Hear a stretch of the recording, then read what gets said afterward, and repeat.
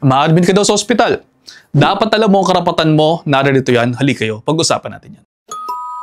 Ang bawat isa sa atin, mapapasyente man yan o healthcare worker, mayroong mga karapatan. Sa mga pasyente natin, una, lahat ng pasyente ay mayroong karapatang makatanggap ng humane treatment at appropriate medical care konporme sa kanyang kalagayang pangkalusugan. Hindi dapat na discriminate at within the limits ng resources, ng manpower at competence na available sa medical facility. Kung hindi po kayo kayang gamutin sa healthcare facility na inyong unang napuntahan, karapatan po ninyong ma-refer kayo sa mas appropriate na medical facility. Pangalawa, karapatan po ninyong magkaroon ng informed consent lalo na kung kayo ay mag-undergo ng procedures. Dapat na-explain sa inyo ang procedure mismo, mga risks nito, at kung paano gagawin ang procedure maliban na lamang kung emergency cases na life and death ang pinag-uusapan. Pangatlo, may karapatan po kayo sa privacy at confidentiality.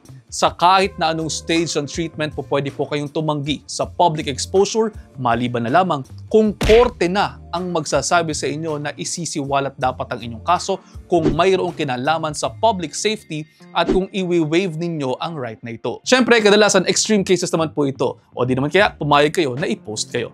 Kaya again, may karapatan kayo sa privacy and confidentiality. Pangapat, may karapatan po kayo sa impormasyon. Tungkulin namin baling ipaliwanag sa inyo ang mga sakit ninyo at karapatan naman po ninyong malaman ang mga bagay-bagay sa inyong mga sakit at kung paano ito gagamutin whether medical, surgical, or non-surgical, or non-pharmacological. Panglima, may karapatan po kayong mamili ng healthcare provider at facility ninyo. Hindi po kayo pinipilit na magpatingin sa amin. Kayo po ang mamimili kung sino ang gusto ninyong gumamot sa inyo. Well, except syempre kung emergency cases.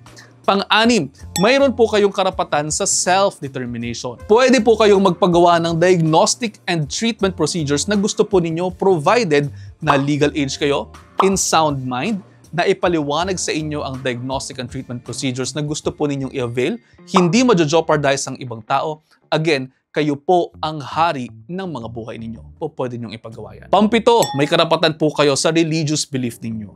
Kung saliwa sa relihiyon ninyo ang medical procedure or treatment na inaalok sa inyo, pwede po ninyong ayawan yan. Pangwalo, may karapatan po kayo sa medical records ninyo.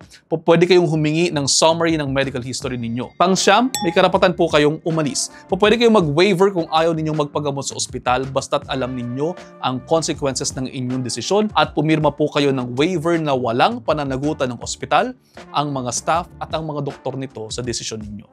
Pang-sampu, pwede po kayong tumanggi sa medical research kung ayaw po ninyo mag-participate sa research, halimbawa, bagong drug, okay lang na umayaw kayo. Pang-11, karapatan po ninyong tumanggap ng visitors. Self-explanatory po ito. 12, karapatan po ninyong mag-express ng complaints. Self-explanatory din. Pang-13, may karapatan po kayong malaman ang mga rights and obligations ninyo bilang pasyente. O di ba? Ang dami niyong karapatan. Pwede po ninyong i-exercise kasi nga karapatan niyo yan. Ang mga doktor, mayroon din pong mga karapatan. Ayon po sa legal medicine, may karapatan ang mga doktor na mag-practice ng medicine. May karapatan din po ang mga doktor sa compensation or professional fee. May karapatan din po kami tumanggi sa treatment procedure kung tingin namin ay morally wrong yun. May karapatan din po kaming pumili ng pasyenteng pagsisilbihan at may iba pang mga karapatan. Siyempre, may exemption dyan. Kung emergency cases, kailangan namin kayo pagsilbihan. At kung titingnan ninyo, siyempre, bigayan lamang po yan. Pagsisilbihan namin kayo, irespeto po natin ang isa't isa. Simple, di ba? Medyo common sense naman ito, pero minsan okay na rin na ma-remind tayo ng ating mga karapatan at mga tungkulin. At paano? Hanggang dito na lamang muna, makikishare po sa inyong mga kaibigan kung kayo ay may natutunan, baka sakaling mas marami pa tayong matulungan. See you ulit next episode. Follow ka naman for more. Ingat!